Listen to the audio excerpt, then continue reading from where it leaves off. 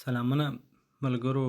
د کابل اوس تازه وخت 3 ډسمبر اوله ده، یعنې نیمه شپه ده تر اوسه، او په اروپا کې او نوره دنیا کې تر اوسه لویدیځه دنیا کې تر اوسه وخت نه ده اوښتی.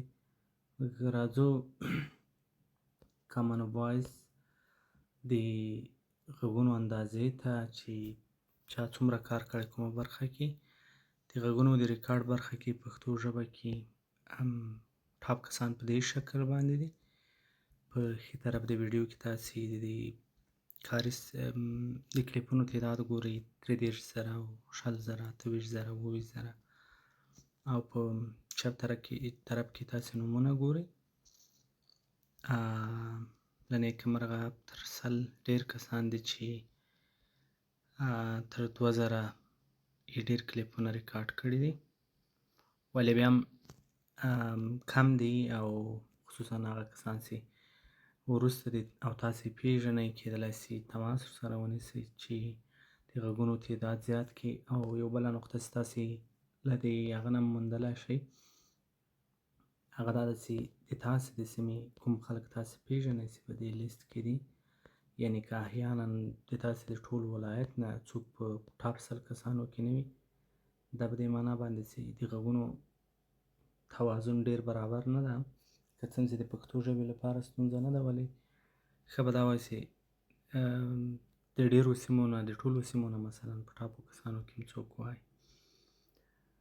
له دې ځای نه وروسته له 109 نمبر نه وروسته، یعنې د دې نه مخکې کسانو 2,000 نه ډېر کلیپونه ریکارډ کړي وو، له هغه نه راوروسته له 0 نه ټیټ دي، او بیا بالاخره موږ داسې ځای ته رسېږو چې 130 کس شیرخان علیزی 1000 کلیپونه ریکارډ کړي، او له هغه نه وروسته خلک ټول له دې نه ټیټ دي.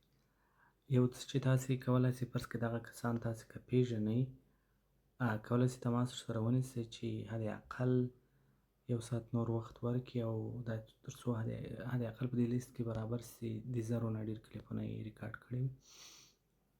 مثلا زه ښاغلی ډاکټر فرید بزګر پیژنم، کولی شم ورته ووایم چې تاسې غږونو کلیپونو تعداد 809.50 دی، نو که چېرته تاسې دا نیم ساعت نور هم کار وکړئ چې 0 ته ورسېږي ښه به وي. همداسې مثلا تاسې ممکن دغو کسانو کې کوم یو وپېژنئ، محمد زبیر وپېژنئ، رحمت الله څاروان وپېژنئ، همداسې نور ملګري مثلا عزت الله رحماني زه پیژنم، کولی شم ورته ووایم چې حد اقل د هغې غږونو تعداد یې 0 ته ورسوه.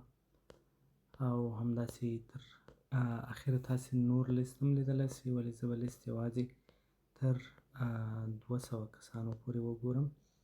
200م کس بشیرالله شمشاد ده چې 346 غږونه یې ریکارډ کړي، یعنې شاوخوا 60 دقیقې وخت یې ورکړی ده. او دې نه کته موږ 6,000 کسان نور لرو چې نیم ساعت او 60 دقیقې وخت یې هم نه ده ورکړی. دا یوه تراژیدي ده، یعنې موږ او تاسو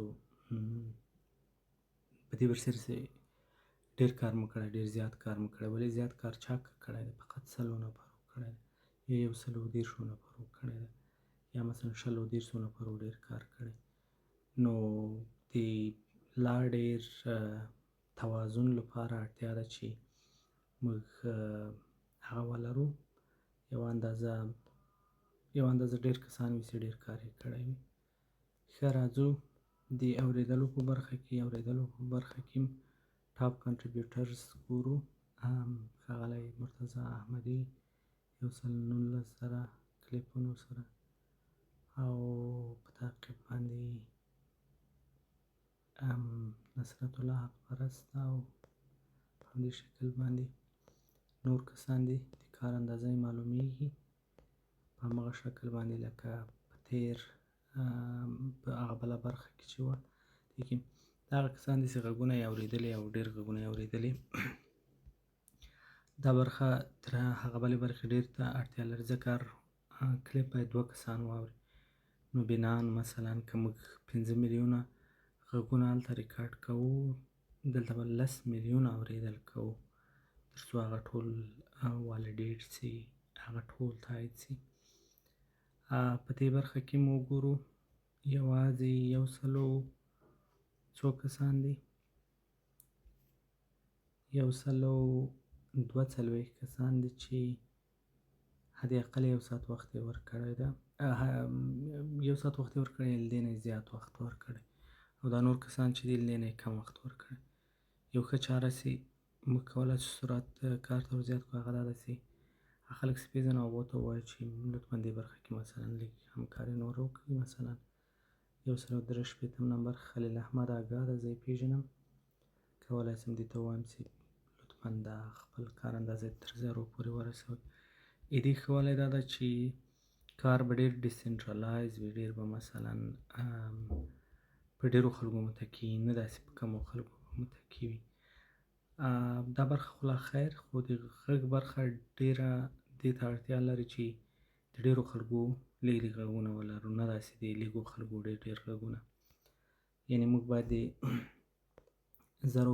0 کسانو یو ساعت غږونه ولرو، نه داسې مثلا د 10 کسانو سل یا زر ساعتونه ولرو. دا برخه هم تر همدې ځایه پورې بس ده. توبښئ، خدای دې وکړي چې ټول ریکارډ به معلوم وي. زه د همدې شمارو هغه هم اخلم، خپله له ډشبورډ نه هم کاپي اخلم، نو کاپي به تیاره موجوده وي او دا به په خط یو ثبوت وي، او ځینو کسانو هم له همدې نه معلومېدلی شي. ښه، ښې چارې.